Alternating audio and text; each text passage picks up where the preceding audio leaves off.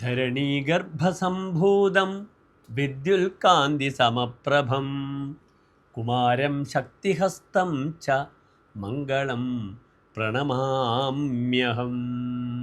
നവഗ്രഹത്തിൽ സാഹസികത, യുദ്ധോന്മുഖത, ധൈര്യം, സ്ഥൈര്യം, എന്തിനേയും നേരിടുവാനുള്ള ചങ്കൂറ്റം, ഇതൊക്കെ ചിന്തിക്കേണ്ടുന്ന ഗ്രഹമാകുന്നു ചൊവ്വ. സേനാനായകനാണ് ചൊവ്വ. മംഗളഹ എന്ന പേര് ചൊവ്വയ്ക്കുണ്ട്.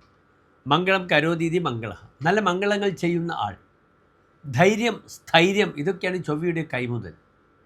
ഇവിടെ ചൊവ്വ മേടം, വൃശ്ചികം തുടങ്ങിയ 2 രാശികളുടെയും ആധിപത്യമുള്ള ഗ്രഹമാണ്. അവിടെ മേടത്തിന് ചൊവ്വയ്ക്ക് മൂലക്ഷേത്രാധിപത്യമുണ്ട്, വൃശ്ചികം സ്വന്തം ക്ഷേത്രവുമാകുന്നു. ചൊവ്വയുടെ ഉച്ചക്ഷേത്രം മകരം രാശിയാകുന്നു. മകരം 27-ന് ചൊവ്വ അത്യുച്ചത്തിൽ നിൽക്കുന്നു. അപ്രകാരം ചൊവ്വയുടെ നീചക്ഷേത്രം കർക്കിടകം രാശിയാകുന്നു. കർക്കടകം 27 ചൊവ്വയുടെ അതിനീചക്ഷേത്രമാണ്. ചൊവ്വയെ കൊണ്ടാണ് നാം ഭൂമിയെപ്പറ്റി ചിന്തിക്കുന്നത്, സഹോദരങ്ങളെപ്പറ്റി ചിന്തിക്കുന്നത്. ജ്യോതിശാസ്ത്രത്തിൽ ഈ 2 ഭാവങ്ങളുടെയും കാരകഗ്രഹമാകുന്നു ചൊവ്വ. ഭ്രാത സത്വം ച ഭൗമ ക്ഷിതിരപി, സഹോദരൻ സത്വം, തൻ്റെ സത്വാവസ്ഥ, എന്തിനേയും നേരിടുവാനുള്ള ചങ്കൂറ്റമായ അവസ്ഥ. സഹോദരൻ അവസ്ഥ, പിന്നീടോ എന്തിനേയും നേരിടുവാനുള്ള സ്ഥൈര്യം, ചങ്കൂറ്റം, ചോര കണ്ടാൽ വിറക്കാതിരിക്കുക. പിന്നീട് ഭൂമി. ഇതൊക്കെയാണ് ചൊവ്വയെപ്പറ്റി ചിന്തിക്കുന്നത്.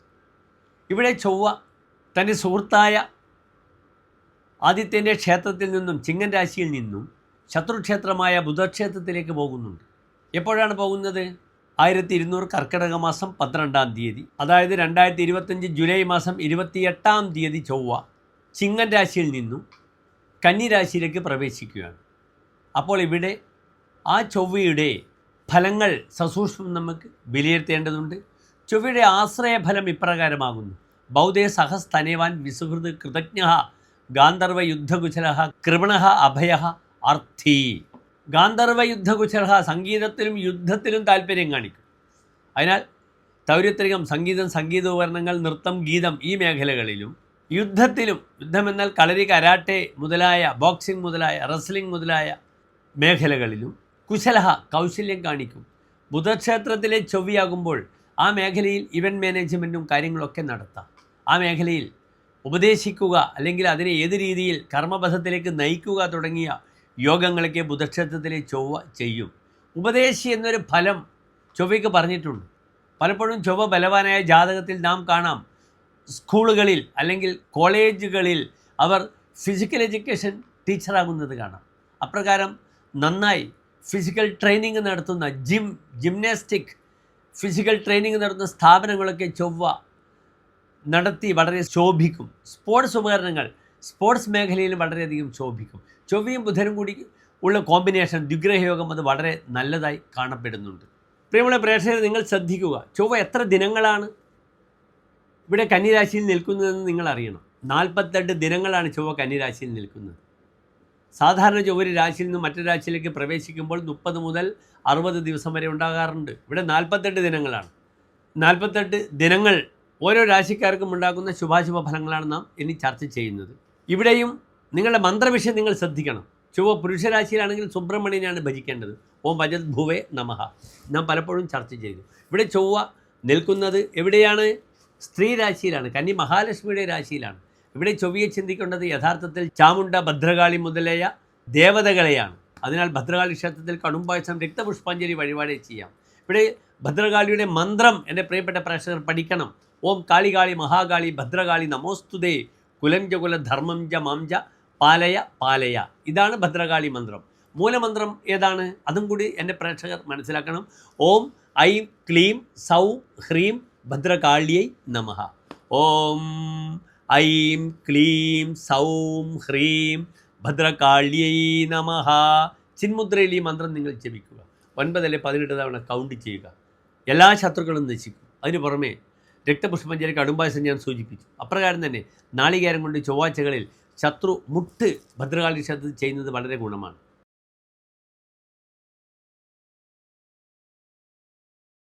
മകം, പൂരം, ഉത്രം നക്ഷത്രത്തിൻ്റെ ആദ്യത്തെ 15 നാഴിക വരുന്ന 2 നക്ഷത്ര സമൂഹമാകുന്നു ചിങ്ങൻ രാശി. ഇവിടെ ചിങ്ങൻ രാശിക്കാർക്ക് ചൊവ്വ നിൽക്കുന്നത് 2-ാം ഭാവത്തിലാണ്, കുടുംബസ്ഥാനത്തിലാണ്. ചൊവ്വ 2-ൽ നിൽക്കുന്നത് എത്രത്തോളം ചിങ്ങൻ രാശിക്കാർക്ക് ശുഭകരമാണെന്ന് നമുക്ക് ചിന്തിക്കണം. ഇവിടെ ചൊവ്വ 2 ഭാവങ്ങളുടെ അധിപനാണ്. ഒന്ന് 4-ാം ഭാവാധിപത്യം, തൻ്റെ വീട്, കുടുംബം, അമ്മ, അമ്മാമന്മാർ ഇവരൊക്കെ.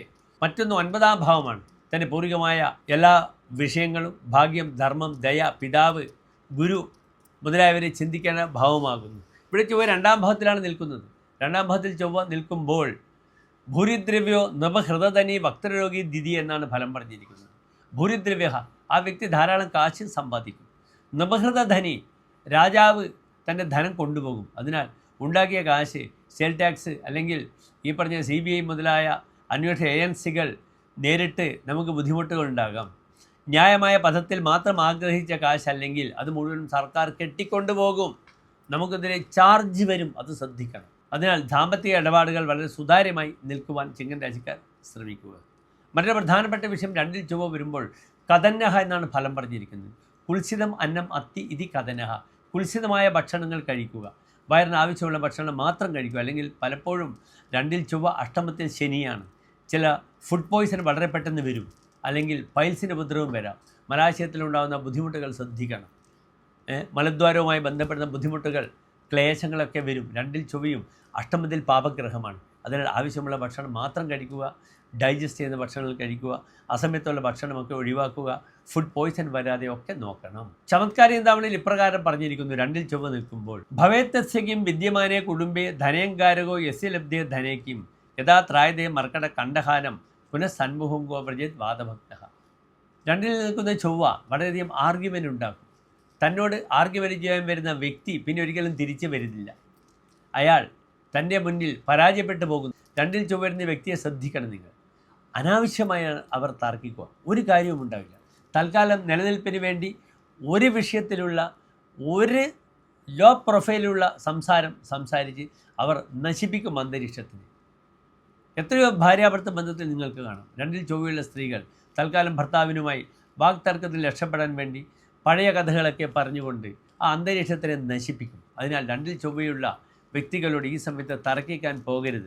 ചിങ്ങൻ രാശിക്കാരൻ ശ്രദ്ധിക്കണം, തൻ്റെ വാക്കുകൊണ്ട് മറ്റുള്ളവരെ ഹർട്ട് ചെയ്യരുത്. വളരെയധികം ബുദ്ധിമുട്ടുകളുണ്ടാകും 2-ൽ ചൊവ്വ ഉണ്ടാകുമ്പോൾ. പിന്നെയോ യഥാത്രായതേ മർക്കട കണ്ഠഹാരം, കുരങ്ങിന് പൂമാല കിട്ടിയ പോലത്തെ അവസ്ഥ വരും.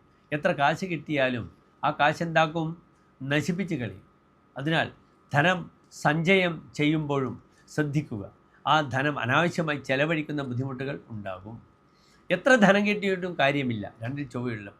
അതുമാത്രമല്ല, 2-ാം ഭാവത്തിൽ പാപഗ്രഹമാണ് നിൽക്കുന്നത്. പാപേ വിത്തകതേ സ്വപൂർവ്വ നിജിത ദ്രവ്യക്ഷയ, തൻ്റെ പൂർവികമായ സ്വത്ത് നഷ്ടപ്പെടും. വക്രരോഗം, മുഖത്ത് രോഗം വരും. ഭർത്തവ്യാമയ, തൻ്റെ കുടുംബത്തിൽ ധാരാളം രോഗം വരും. ഭാര്യാ സന്താനങ്ങൾക്ക് രോഗങ്ങൾ വരും. അതിനാൽ ഹെൽത്ത് ഇൻഷുറൻസ് ഒക്കെ എടുക്കുന്നത് വളരെ നല്ലതാണ്. അഡ്വാൻസായി ഹെൽത്ത് ഇൻഷുറൻസ് ഒക്കെ എടുക്കുക. എന്നാൽ നഷ്ടപരിഹാരമായി ആരോഗ്യമെങ്കിലും നമുക്ക് തിരിച്ചു കിട്ടും. അതിനുവേണ്ട കാശ് കിട്ടും. ശ്രദ്ധിക്കണം, അല്ലെങ്കിൽ വലിയ ധനനഷ്ടമുണ്ടാകും. ഇവിടെയും ഞാൻ പ്രാർത്ഥനാ വിഷയം സൂചിപ്പിച്ചു. എല്ലാ പ്രാർത്ഥനകളും ചെയ്ത് മുന്നോട്ട് നീങ്ങുക. എല്ലാ നന്മകളും ഈ 2-ലെ ചൊവ്വ എൻ്റെ പ്രിയപ്പെട്ട ചിങ്ങൻ രാശിക്കാർക്ക് നൽകട്ടെ എന്ന് ആശംസിക്കുന്നു. നന്ദി, നമസ്കാരം.